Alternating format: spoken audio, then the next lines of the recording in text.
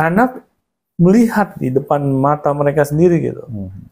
Bahwa orang tua saya ini memberikan contoh. Iya, lebih kena gitu Pak ya. Lebih kena. Dibanding cuman ngeliatin video orang lagi bagi-bagi. Iya. Nah, itu kan kadang kalau anak kita tidak dijelaskan. Iya. Ya, maksud tujuan dari video itu, kadang anak bingung. Iya benar. Nah, kalau saya kadang share hal-hal seperti itu dan saya tanya, menurut kamu bagaimana, nak? Jadi jadikan bahan diskusi gitu ya. Iya, jadikan bahan diskusi. Ya siapa tahu anak kita ini kurang pemahamannya. Iya. Jadi jangan disamakan pemahaman anak kita itu seperti pemahaman orang tuanya. Iya. Dirasa sih seperti itu. Iya, karena kan sudah jelas beda umurnya, ya beda ilmunya, beda pengalamannya. Nah, di sini cara kita untuk berdiskusi dengan anak. Iya. Dan bisa aja kayak misalnya orang tua nge-share sesuatu, misalnya bagi-bagi sesuatu. Kalau orang tua kan niatnya bagus tuh, kalau dia tuh harus berbagi. Iya. Tapi anaknya melihat dari sisi lain, wah ini buang-buang duit nih. Nah itu. Ada yang kejadian begitu juga, Pak. Benar. Ini buang-buang duit nih, ngapain dibagi-bagikan? Iya. Gitu kan, begitu. Jadi salah benar, gitu konsepsinya. Jadi di sini peran orang tua untuk menjelaskan kepada anak. Iya. Dengan pemahaman yang dimiliki oleh anak juga. Kita juga jangan sotoy gitu. Udah tahu anak kita umurnya misalnya masih SD. Terus kita jelaskan gitu kepada anak bahwa berbagi itu penting. Kalau kamu berbagi, kamu akan dibalas 10 kali lipat. Anak kan juga nggak paham gitu. Apa yang 10 kali lipat gitu? Iya. Hitung-hitung. Jadi anak juga harus kita jelaskan sesuai dengan umurnya, sesuai dengan pemahamannya.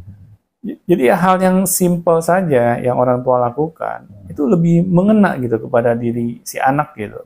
Jadi kita tidak usah menjelaskan segala hal yang istilahnya anak itu juga merasa terlalu tinggi buat dirinya gitu. Nggak sesuai dengan umurnya. Benar. Jadi kalau saya sih anak-anak yang usianya masih kecil, Bung ya, orang tua itu cukup memberikan contoh saja. Iya. Jadikan itu suatu pembiasaan. Karena ketika anak kita berikan suatu contoh yang sifatnya konsisten ya, akhirnya anak melihat itu ada suatu yang patut dia tiru juga. Jadi kebiasaan itu. Karena apa? Karena sesuatu yang konsisten kita lakukan, anak akan melihat bahwa ini suatu hal yang wajar gitu, yang saya harus lakukan juga. Iya.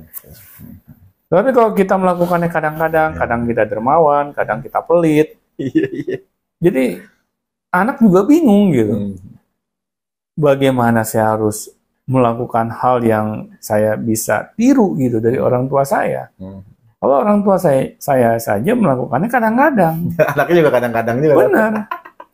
Boro-boro kalau anak kita melakukan itu malah bingung gitu. Malah bingung gitu. Kadang baik, kadang jelek, bingung. Iya.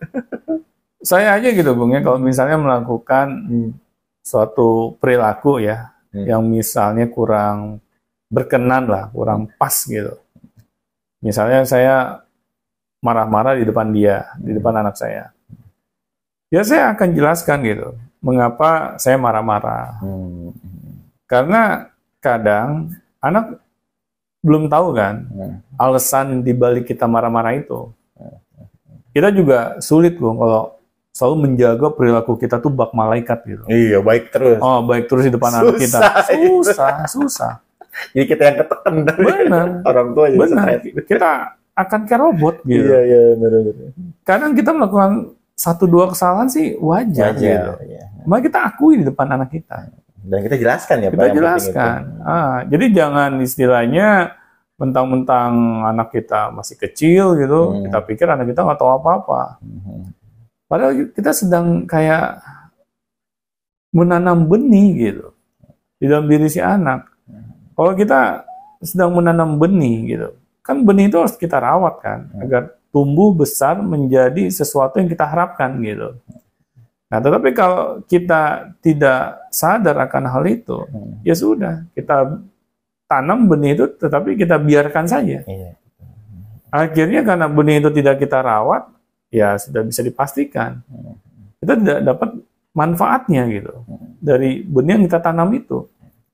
Nah, begitupun juga kita dalam mengelola anak-anak kita, Bung. Kita harus mau terjun langsung di sana. Kita tidak bisa gitu, ya menyerahkan saja gitu ya kepada alam semesta gitu. Biar sama King Kong. Iya. Ya, bagaimana alam semesta saja deh yang mengatur anak kita gitu ya. Iya. Ya kalau sukses alhamdulillah, kalau nggak sukses ya sudah, emang nasib aja gitu. Gambling. Nah ini parah banget gitu kalau ada orang tua yang model seperti itu gitu. Iya. Nah ini Gung, jadi menurut saya bagaimana kita mau melakukan peran kita sebagai orang tua, bagaimana kita mau belajar mendidik anak kita dengan cara yang kita paham terlebih dahulu deh. Nggak usah yang ribet-ribet ya. Nggak usah yang ribet-ribet gitu, karena yang ribet-ribet itu kadang kita akan sulit konsisten.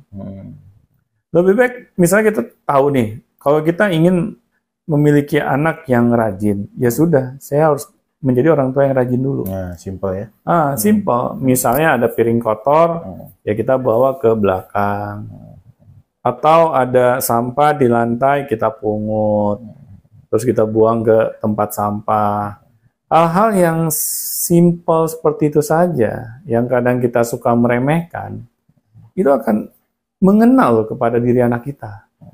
Jadi anak kita kalau misalnya dia melihat sampah di lantai, tanpa perlu kita suruh, dia akan memungutnya. Tetapi kalau kita hanya yang tadi Agung bilang bisa nyuruh doang, kita tidak mau menjadi pelakunya terlebih dahulu gitu, ya sulit gitu.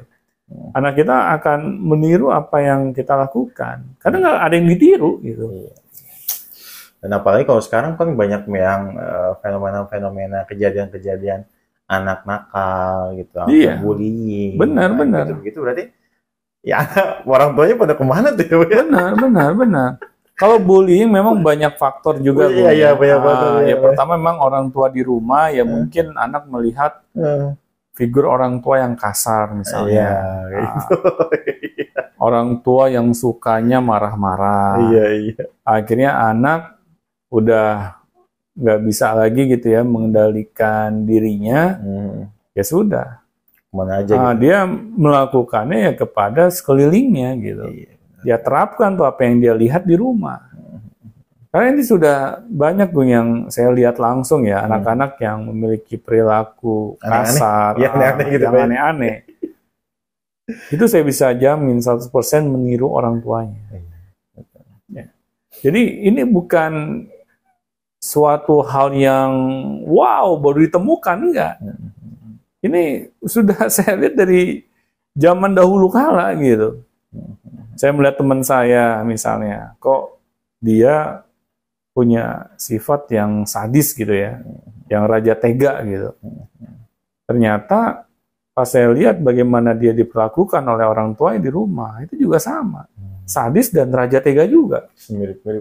Mirip banget gitu. Kopian anak kopian orang tua gitu. Misalnya teman saya itu ya dengan mudahnya gitu ya sering dicambuk dengan gesper di rumah. Ya terus sampai kena tempeleng. Dan akhirnya ya nggak aneh gitu kalau dia di luar dia dia membalaskan dendamnya yang dia simpan di dalam dirinya gitu. Jadi ini gue maksud saya. Kalau orang tua ya nggak sadar gitu dengan perilakunya dia di rumah, terutama dalam mendidik anak-anaknya. Karena mendidik ini bukan kita memberikan pelajaran fisika, kimia, biologi gitu. Iya, betul. Tetapi bagaimana kita sadar dengan perilaku kita di rumah, yang anak-anak itu tiru gitu. Jadi apa yang kita tabur gitu Bung ya, terhadap anak-anak kita, melalui perilaku kita, itu yang akan kita tuai nantinya. Dan hasilnya yaitu anak-anak kita sendiri. Iya, kelihatan. Benar, perilaku mereka gitu. Yang ini membuat orang tua, kalau kita tidak menyadari ya peran kita yang sesungguhnya, maka jangan salahkan anak-anak kita. Suatu saat nanti, dia akan menjadi aib bagi keluarganya. Baik, terima kasih Pak Doni atas sharing-nya pada siang hari ini dan sampai jumpa di Beyond Education selanjutnya. Sampai jumpa teman-teman.